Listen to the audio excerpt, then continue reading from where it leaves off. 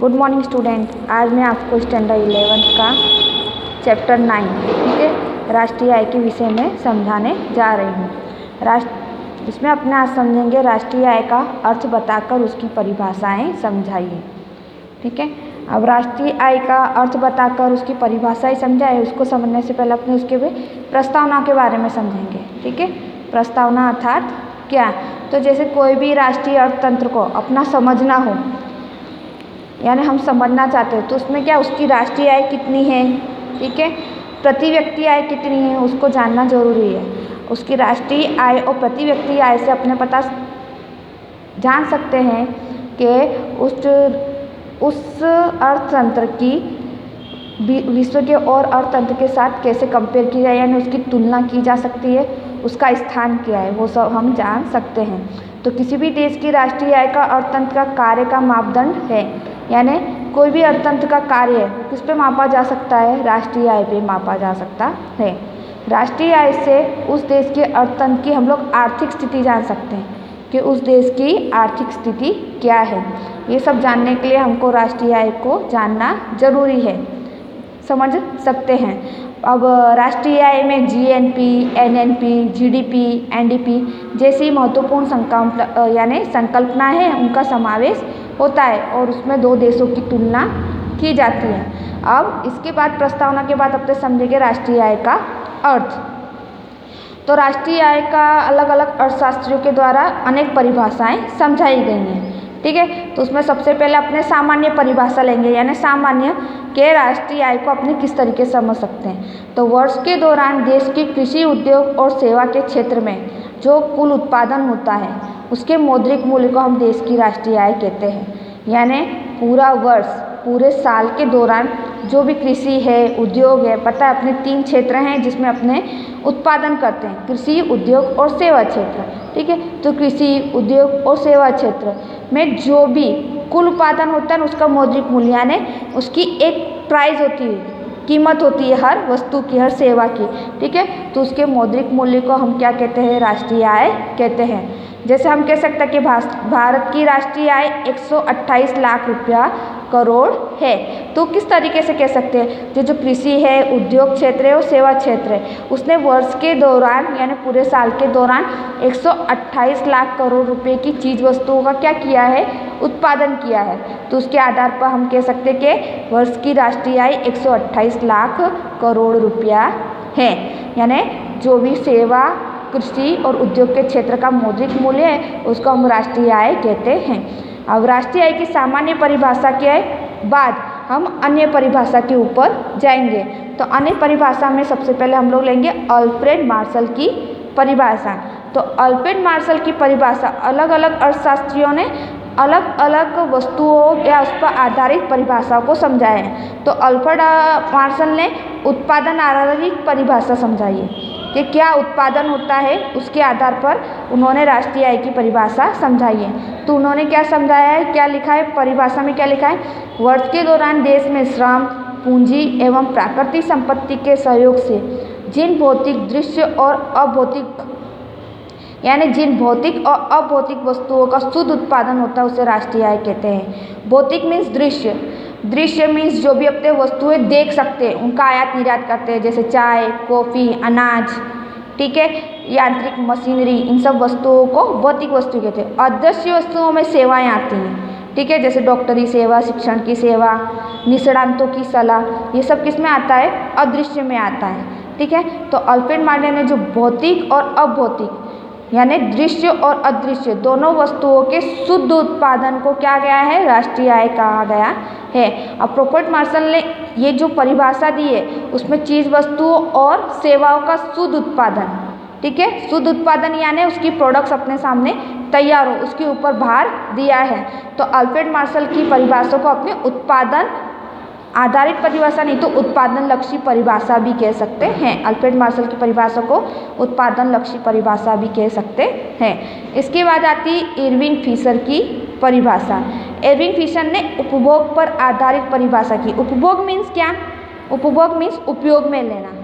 ठीक है, तो इरविंग फिशर ने क्या बोला है, तो वर्ष के दौरान देश के नागरिकों ने जिस प्रमाण में वस्तुओं और सेवाओं का प्रत्यक्ष उपयोग किया है, ठीक है, उसको हम राष्ट्रीय आय कहते हैं। प्रत्यक्ष मीन्स जिसका उपभोग किया हो या ना यूज़ में लिया हो। जैसे मशीनरी का उत्पादन हुआ है विदेश में तो अपने ने आयात किया है तो उसका उपयोग किया है, ठीक है।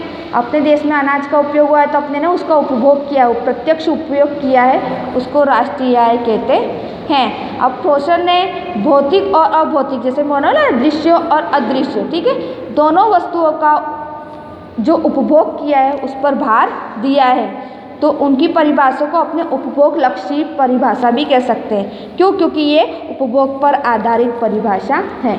इसके बाद है नेक्स्ट अर्थशास्त्री एसी पिगु।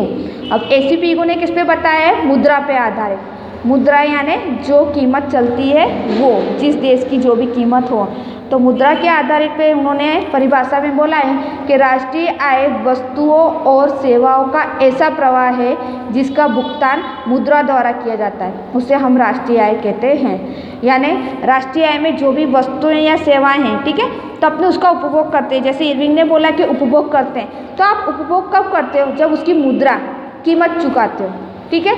तो जो भी कीमत चुकाते हैं तो वो कीमत प्रस्तुत होती है कि हाँ हमने इतना अनाज का उपयोग किया तो इसकी इतनी कीमत चुकाई है, तो उस कीमत को हम लोग राष्ट्रीय आय कह सकते हैं। यानी मौद्रिक रूपी को क्या बोलेंगे? राष्ट्रीय आय कहेंगे, यानी जिसको मुद्रा में दर्शाया जाता है।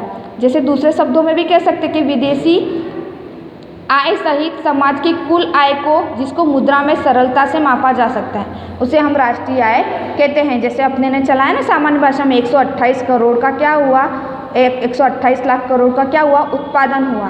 तो ऐसे अपने ने उपभोग की तो उस वस्तुओं का क्या किया? मुद्रा पर परिवर्तित किया, ठीक है, रूपांतरित किया, नहीं तो गिना, तो उसे हम राष्ट्रीय आय में गिन सकते हैं। तो एसी पिगु हैं, उन्होंने मुद्रा पर ज़्यादा जोर दिया है तो उसको हम मुद्रा लक्षी आय भी कह सकते हैं। इस तरीके से सामान्य अर्थ के अलावा अपने सामने 3 परिभाषाएं आई हैं, ठीक है। अल्फ्रेड मार्शल की, तो अल्फ्रेड मार्शल ने किस पे? उत्पादन आधारित परिभाषा समझाई है, तो उत्पादन आधारित परिभाषा को अपने क्या कह सकते हैं? उत्पादन लक्षी परिभाषा। इरविंग फिशर, तो इरविंग फिशर ने किस पे जोर दिया है? उपभोग पर जोर दिया है, तो अपने क्या करेंगे? उपभोग लक्षी परिभाषा, ठीक है। और एसी पिगु ने किस पे दिया है? मुद्रा पर जोर दिया है, तो उसको अपने मुद्रा लक्षी परिभाषा भी कह सकते हैं। अब ये जो अपने सामने परिभाषाएं हैं, सामान्य परिभाषा, अल्फ्रेड मार्शल की परिभाषा, इरविंग फिशर की परिभाषा और एसी पिगु की परिभाषा, तो इन सब परिभाषाओं के आधार पर अपने सामने कुछ निष्कर्ष सामने आते हैं, ठीक है, कि किन किन वस्तुओं को अपने आय में गिनते हैं, ऐसे निष्कर्ष सामने आते हैं। तो वो निष्कर्ष के बारे में अपने देखेंगे। तो सबसे पहला क्या है? राष्ट्रीय आय एक वर्ष के निश्चित समय में हुई आय की माप है।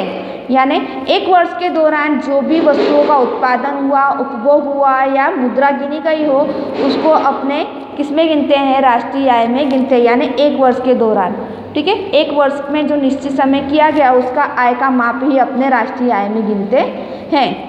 दूसरा है राष्ट्रीय आय में अंतिम वस्तु और सेवा को ध्यान में लिया जाता है। राष्ट्रीय आय में अंतिम वस्तु यानी जब पूरा उत्पादन तैयार होता है तो उसकी कीमत नक्की की जाती है। जैसे कोई पेन की प्रोडक्ट है तो सबसे पहले अपने प्लास्टिक लेते हैं, फिर उसकी मशीनरी पे उसमें उपयोग करते हैं, श्रमिकों को वेतन देते हैं, फिर उसकी कीमत नक्की होती है कि इसके पीछे इतना खर्च हुआ है। तो जो खर्च हुआ है उसके ऊपर उसकी कीमत नक्की होती है, वो अंतिम वस्तु यानी वो अंतिम कीमत गिनते हैं। तो अंतिम वस्तु और सेवा को ध्यान में लिया जाता है, यानी जो अंतिम कीमत अपने सामने आती है उसको राष्ट्रीय आय में गिना जाता है। अगर अपने अंतिम वस्तु को नहीं गिनेंगे अगर पहले के, तो वो क्या हो जाएगा? डबल यानी दो बार उसका मूल्यांकन हो जाएगा, जिससे क्या होता है? राष्ट्रीय आय में तकलीफ होती है। तो अंतिम वस्तु और सेवा को ध्यान में लिया जाता है। तीसरा है अंतिम वस्तु और सेवा का मौद्रिक राष्ट्रीय आय होता है।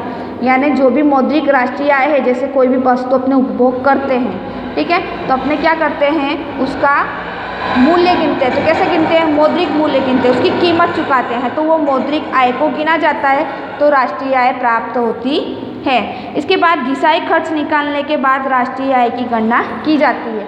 घिसाई खर्च निकालने के बाद, घिसाई खर्च अर्थात जैसे आपने कोई भी इकाई डाली है, ठीक है, उद्योग डाला है, तो उसमें आपने मशीनरी डाली है, ठीक है। अब मशीनरी साल 2 साल बाद 3 साल बाद उसमें क्या होता है? खर्च होता है।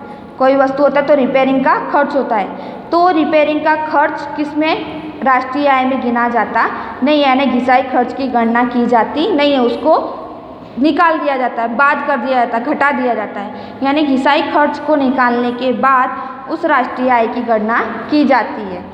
उसके बाद है वस्तु और सेवा का उत्पादन अथवा उपभोग होना चाहिए, यानी जो भी इकाई आपके सामने है, जैसे उद्योग धंधा चल रहा है, ठीक है, तो अगर उसमें आपने प्लास्टिक खरीद के रखी है तो उसको गिना जाएगा नहीं, तो उसका जो उत्पादन हुआ, तो उत्पादन क्या हुआ, पेन बनी है, नहीं तो कोई भी प्लास्टिक की वस्तु बनी है, डोल टब जो भी बनी हो, नहीं तो जो भी एनीथिंग्स बना हो, उसको अपने गिनते हैं, यानी उसके उत्पादन और उसको उपभोग, यानी उसका मार्केट में उपयोग हो रहा है, उसकी कीमत को गिना जाता है, यानी वस्तु और सेवा के उत्पादन और उपभोग को गिना जाता है।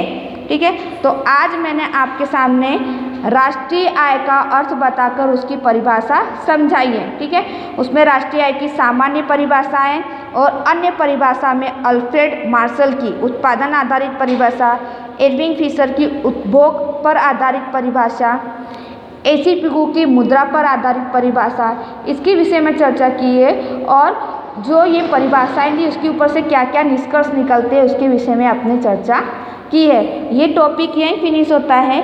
नेक्स्ट चैप्टर में आपको, यानी नेक्स्ट टॉपिक में आपको राष्ट्रीय आय के चक्रीय प्रवाह के विषय में समझाएंगे। अस्तु।